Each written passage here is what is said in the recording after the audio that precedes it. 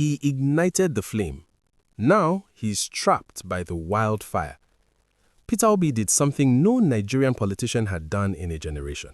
He didn't just run for president. He awakened something, a dormant anger, a quiet hunger, a belief that maybe, just maybe, Nigeria could be different. The rallies weren't normal. The crowds weren't rented. The energy wasn't manufactured. It was organic, emotional, almost spiritual. For millions, Obi didn't feel like a politician. He felt like a reckoning. And that is exactly why he's now trapped.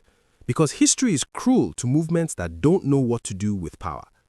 Welcome to Threads of Power, where Nigerian politics is examined, not praised, and not protested. Watch closely. We've already explored Tinubu's fortress. The money, the institutions, the alliances welded together over decades. We've mapped the three forgotten forces shaping 2027. The anguished masses crushed by economics, the disillusioned youth burned by broken promises, and the new apostles, digital, ideological, relentless.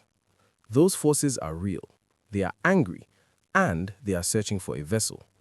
Naturally, all eyes return to Peter Obi, but beneath the chants, beneath the hashtags, beneath the faith, a dangerous dilemma is tightening around him, a slow, suffocating trap, one that could split his base, drain his momentum, and quietly deliver 2027 to the very system he opposes.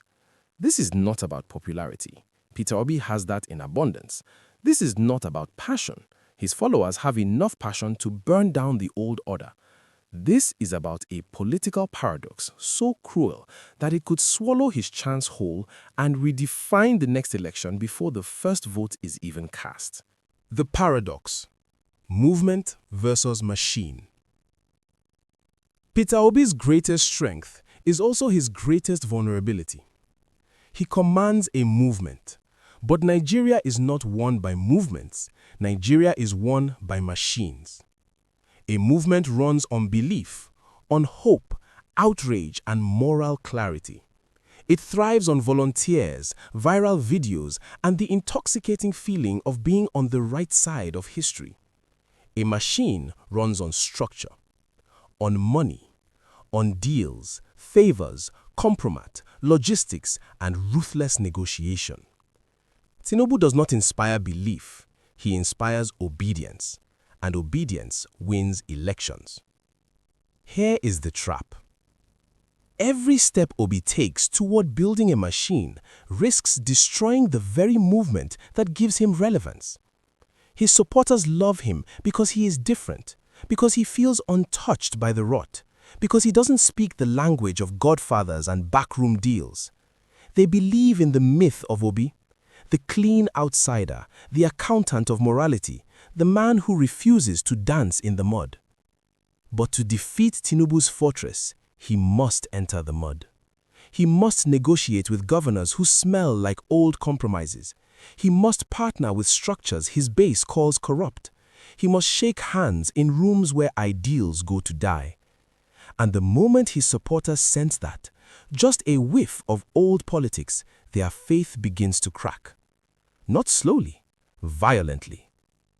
This is the first strand of the trap, but the second strand is even more dangerous because it's internal. The ideological civil war. Look closely at the Obidient movement today, especially online. It is not united. It is at war with itself. On one side are the purists. They believe this movement must remain ideologically spotless. No alliances with PDP. No negotiations with APC defectors, no compromise with anyone who ever touched the old system. To them, Obi is not just a candidate, he is a moral symbol. And symbols must never bend. They would rather lose in 2027 than win the wrong way. Better defeat with dignity than victory with stains. To them, compromise is betrayal. On the other side are the pragmatists.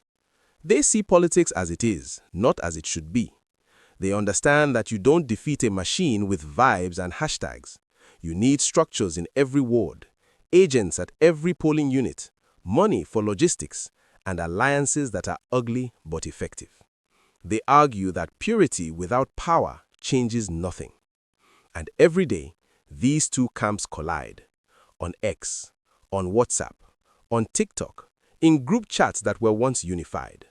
Accusations fly, loyalty is questioned, faith erodes, and Obi is frozen in the middle. If he leans toward the purists, he keeps his moral halo, but becomes politically isolated. If he leans toward the pragmatists, he might build a path to victory, but risks shattering the very movement that carried him this far. He is trying to serve two masters who demand opposite sacrifices. And somewhere in the background, someone is watching all of this very carefully. Tinubu's calculated gambit. Bola Ahmed Tinubu is not afraid of Peter Obi.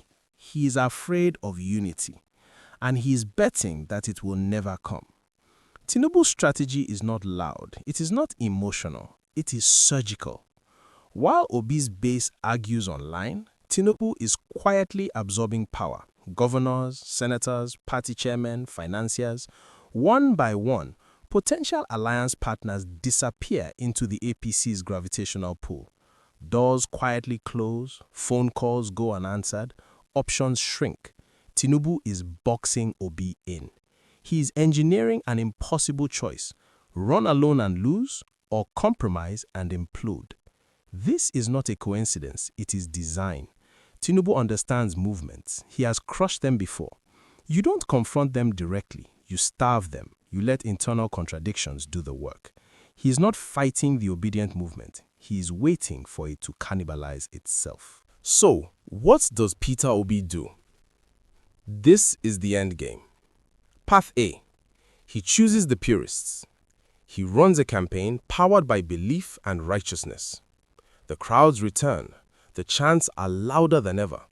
The movement feels pure, untainted, alive. But against Tinubu's vast, disciplined machine, he likely loses.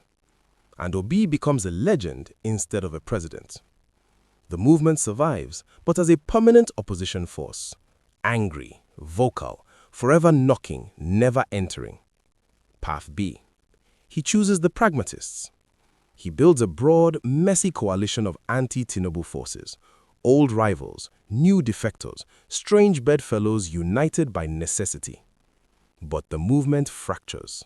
Some supporters stay home, some turn cynical, some withdraw completely. Turnout drops, energy leaks, and even then, victory is not guaranteed. Either path extracts a brutal price.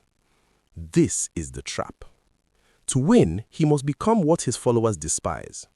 To remain what they love, he may never win. The real threat? Apathy. But the most dangerous outcome of this dilemma is not Obi losing. It is something worse. Apathy. If the movement fractures, if hope turns into confusion and confusion turns into betrayal, millions may simply disengage, not defect, disappear. They won't vote for Tinubu. They won't vote for Obi. They won't vote at all. And in Nigerian elections, apathy is oxygen for incumbents. Low turnout doesn't hurt the fortress, it protects it. The loyal, reward-driven base shows up, the rest stay home. The trap doesn't just swallow Obi, it swallows the possibility of a truly contested election. The question that haunts 2027. The Obi dilemma is the central riddle of 2027. Can a man turn a viral wave into a vehicle for power without breaking it? Can he be both the symbol of purity and the practitioner of real politic? Can a movement grow up without losing its soul? The next 12 months will be his tightrope walk. Every handshake will be scrutinized, every alliance dissected, every silence interpreted. This is not just Obi's test, it is a test of whether Nigeria is ready to move from outrage to organization. But what if this entire debate is missing something? What if 2027 is not a two-man story at all? What if, while Obi struggles with his dilemma and Tinubu fortifies his stronghold, a third force is quietly positioning itself, ready to exploit the stalemate? There is a name being whispered, a strategy unfolding in the shadows. The real joker of 2027 is not who you think. My next video exposes the dark horse scenario that both Tinubu and Obi may be underestimating and why it could change everything. The video is called The 2027 Joker, the dark horse scenario no one is ready for. The link is on your screen right now. If you want to stay ahead of Nigeria's political shockwaves, you cannot afford to miss it. Like this video, subscribe, and turn on notifications. The game is changing, and the next move may shock everyone.